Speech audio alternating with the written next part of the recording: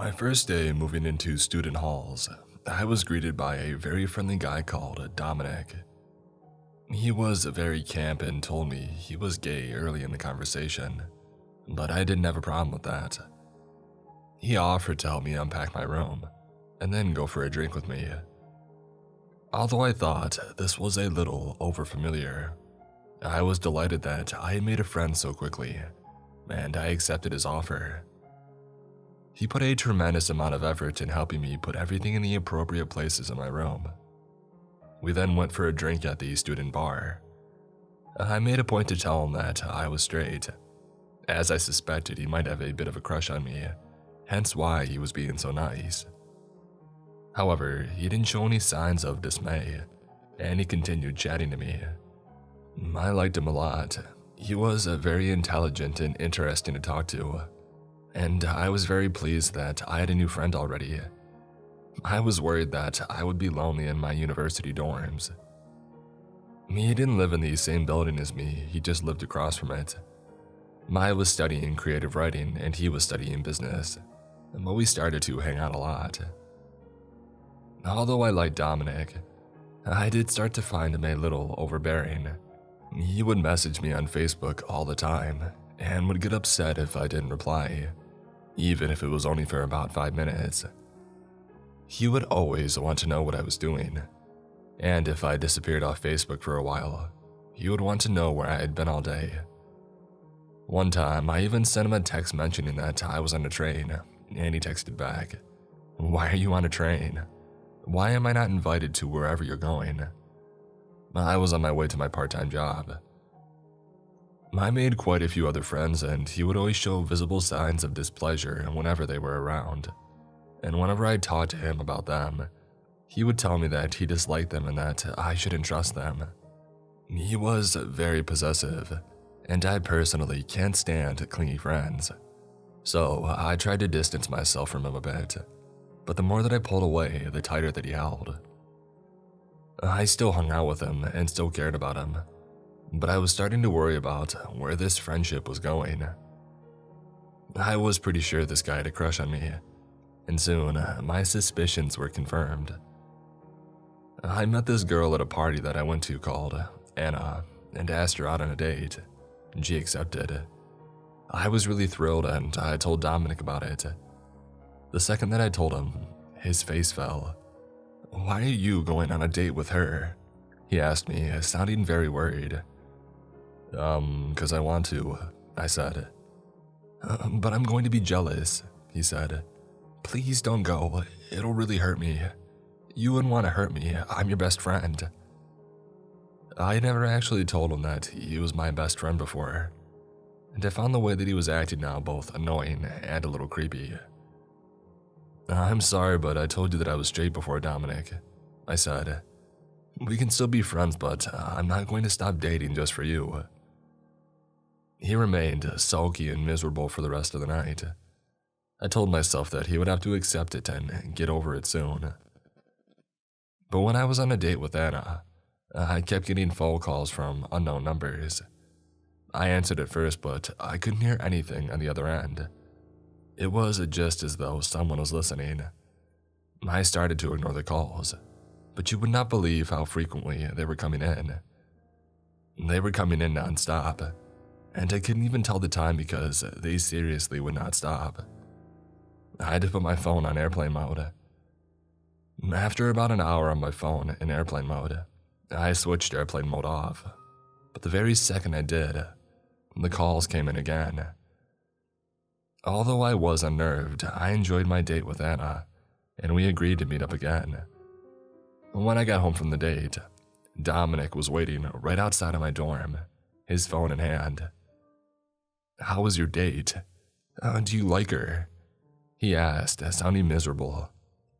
"Yeah, I do," I told him. "Was that you who kept calling me?" "No," he said, but he was obviously lying. "But anyway, I've been waiting to tell you. I've heard that Anna really gets around. She sleeps around with loads of guys and you should stay away. She'll break your heart."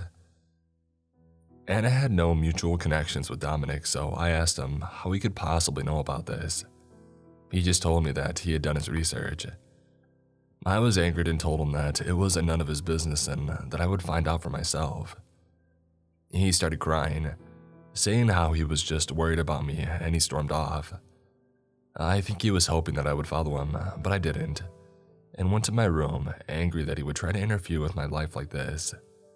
I have had crushes on friends before, but if they don't feel the same, I never try to force it. But Dominic only got worse. When I got back to my student room, Dominic had sent me screenshots on Facebook of a conversation he had allegedly had with Anna. The messages showed her boasting to him about how she was using me and how she was planning to break my heart. Obviously, this didn't ring at all true, as one, how would she even know who Dominic was and why would she send messages to him? And two, why would she tell a friend of mine so openly what her plans for me were when he would obviously show me? I demanded that he show me the conversation from Anna on his computer screen with me there, but he told me that he had deleted the conversations because they were just too upsetting for him to read. I knew right then and there that Dominic was deliberately trying to ruin my relationship with Anna through incredibly deceitful and despicable means, and I told him that I wasn't interested in him, that I never would be, and that he better stop right now. He told me that I was being a terrible friend, that all he was doing was trying to look out for me, and that he couldn't believe I was believing a stranger over him. I was seriously pissed off with the way that he was selfishly trying to manipulate me now, and I blocked him on social media. He started sending me constant text messages and calling me nonstop every day, telling me things like he was so depressed over me, that he had started taking drugs and that he was contemplating ending it, basically trying to make me worry. He would also constantly send me messages saying that he knew Anna was cheating on me, and me and her had started dating properly at the time, and that I had come to my senses. He was creeping me out so much that I went to stay with my parents for a bit as I wasn't comfortable living in the same area as him. I had to block his number because the phone calls were so constant. People from my university dorm were sending me angry messages because Dominic had told them a really twisted version of what was going on, making them think that Anna was some dirty girl who I had betrayed him for. It then turned out that he had been lying to everyone, telling them that me and him were in a romantic, sexual relationship, and that I had cheated on him with Anna and then left him for her. I furiously set everyone straight, told them that I had never been in a relationship with Dominic, and that everything he had told them about Anna was complete bullcrap. Most people believed me, although it took a while to convince everyone that Dominic was the liar. He was very manipulative, and although a lot of his lies were ludicrous, he was very good at making himself sound legit. I decided to go back to my university dorm after a while, as it was inconvenient for me to stay at my parents' while at university. Their house was far away from it. I arrived back there quite late, as I really didn't want to run into Dominic. I was so angry about him. I had a new girlfriend and studies to think about, yet because of his obsession and harassment, he was now all I could think about. In a very twisted way, I think this was what he wanted, positively or negatively. He wanted me thinking about him. When I got back, I just lay down on my bed, thinking about what to do when suddenly I hear a smash, and a brick came flying through my window. I jumped a mile and rolled over the side of my bed, hiding there for a moment, thinking it was burglars coming in or something, but nothing more happened. Once I got over the shock, I cautiously stepped over the broken glass and tried to look out of the window, when I got a phone call off a number that I didn't recognize. I answered it, and it was Dominic, and you will not believe what he said.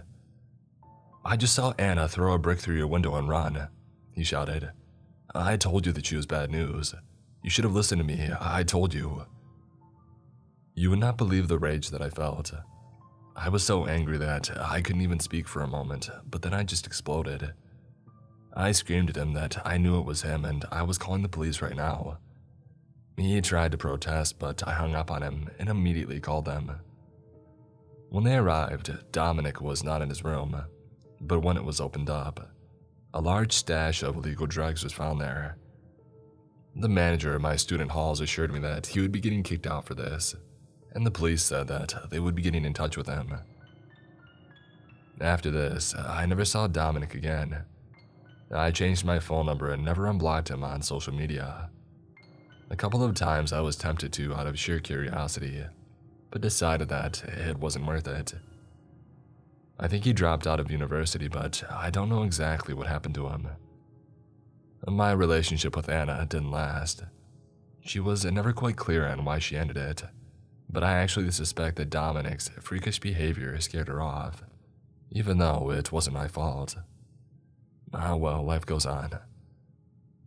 Dominic, I hope whatever issues you're going through, you sort them out. And I hope you find a guy who actually does want to be with you. But please, just leave me alone. A little backstory. My son has been battling cancer for over 2 years. He receives treatments at a hospital nearly 3 hours from our home in a neighboring state. Our only car broke down during this time.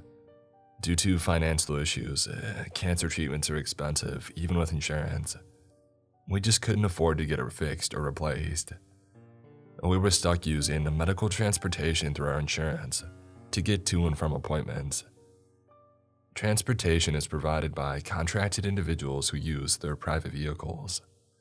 Most drivers live in our home state. This story involves one of those drivers, and it took place almost a year ago. My son and I were leaving the hospital to return home after a 1-week inpatient stay for chemotherapy. We had had problems with the driver that we were assigned to hours in advance of him even showing up. Over an hour after the scheduled pickup time, I called the dispatch to see if we could get to an ETA. They contacted him and told me he was just coming into the city, but because of traffic, he didn't want to give an estimate as to when he would arrive. It's weird, but fine. I figured he would be less than a half an hour away. And so we waited and waited. After another 2 hours of waiting, I called again. This time, he told dispatch that he was just crossing the state line, and he would be at the hospital in about 2 hours. Like what? Needless to say, I was not at all amused.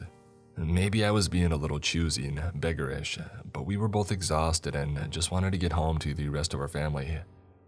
And besides that, the ride was scheduled way in advance. He knew several days ahead of time what time he was supposed to be there. Drivers are supposed to be there waiting at time of discharge.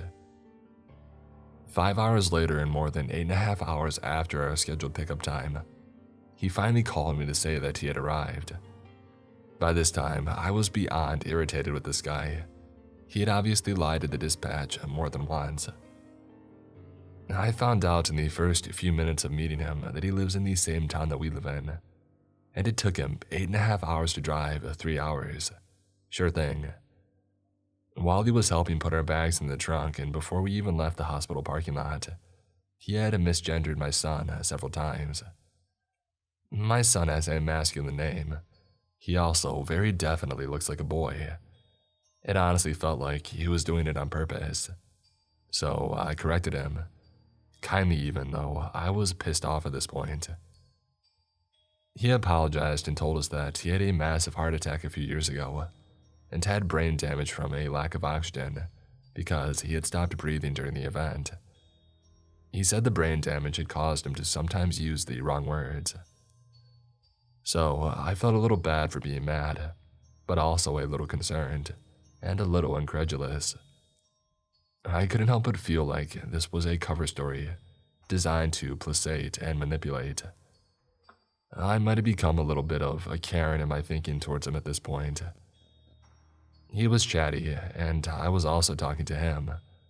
I was being perfectly friendly, even though I wasn't happy with him. After we got on the road to start our 3-hour drive home, he began texting while driving. I told him to stop. He said that he was texting his wife to tell her that he was on his way back home. I said that I didn't care who he was texting. He wasn't going to text and drive with my child in the car. He should have done it before we left the hospital, or he could pull over if it was that important. I wasn't unkind, but I was matter-of-fact about it. He was visibly irritated, but he put his phone down. After that, he would straight up ignore anything I said to him, and he had stopped talking. I gave it a few goes, trying to be friendly and show that I wasn't mad. But he wanted no part of it, so I got on my Kindle and I started to read. A few times, I noticed him slyly slide his phone up onto his leg. It was obvious that he was trying to do this without me noticing. Each time I noticed, I would turn my Kindle off and look out at the road. He would let out an exacerbated sigh and slide his phone back down into the center console. After a few minutes, I would go back to reading. When we finally got back to our house, he didn't even say anything to me when he gave me the logbook to sign. He also didn't get out of the car to help carry our stuff to the house, which is something the driver is supposed to do. I honestly didn't even care about the last part because I just wanted to get away from this guy. It was nearly midnight at this point. Less than a half hour after we got home, I got a text from a blocked number, something that has never happened to me previously. The text was a string of insults and expletives commenting on everything from the quality of my character to my looks. I have no way of proving it, of course, and maybe I was jumping to conclusions, but I felt like this message had come from the driver. Very few people had my phone number, and it was such a short time after our encounter with him ended. It just seemed like the most likely scenario. The following day, my husband convinced me to report the driver for texting while driving. I made no mention of the text while talking to the company because I had no proof that he was the origin. There weren't any further texts at this time. About a week later, an investigator from the transportation company called to get more information about the incident. I told only the facts about what had happened. Once again, I did not mention the text. The investigator told me that the driver would be written up and sent for additional training. The next day, I received another text from a blocked number. This one was full of more personal attacks and colorful language. I don't remember the details because this was nearly a year ago, but there was a vague threat and a mention of messing with someone's livelihood. That last part made me really think the messages were from the driver, especially since the text came a little over 24 hours after the investigator had called me. I figured he had probably just received the reprimand and sent the text in response. But still, I had no proof that it was him, and it was still just a theory on my part. Over the next several days, the texts kept coming in, escalating in tone. I finally decided that it might be time to report them to the police, when the next text left little doubt in my mind as to who was sending them, as it made mention of the report that I made to the transportation company. It also contained less vague threats in it, and mentioned that he still had my address and his GPS. I filed a police report. They investigated. Unfortunately, the text came from an untraceable prepaid phone. I changed my phone number and the text stopped. I also made an additional report to the transportation company, where I provided the text and the police report to the investigator. The police had already been in contact with him, and the company had already let the driver go. We also moved shortly after the last text. Maybe it was silly to do so, but the guy did make some pretty serious threats and he did know where we lived. I know most people are just full of hot air when they make those kind of threats, but we weren't willing to take any chances. There are some very scary people out there. Also, it might have proved to be warranted. Fast forward to the first week in May of this year. While watching the 6 o'clock news, we see a story about a local man who had an altercation with his brother that ended in the brother being stabbed 20 times. The man later passed in the hospital and the brother was wanted for murder. When they showed the name of the brother in his photo, I nearly fell out of my seat. It was the driver. He was apprehended by police by the time the 11 o'clock news had aired.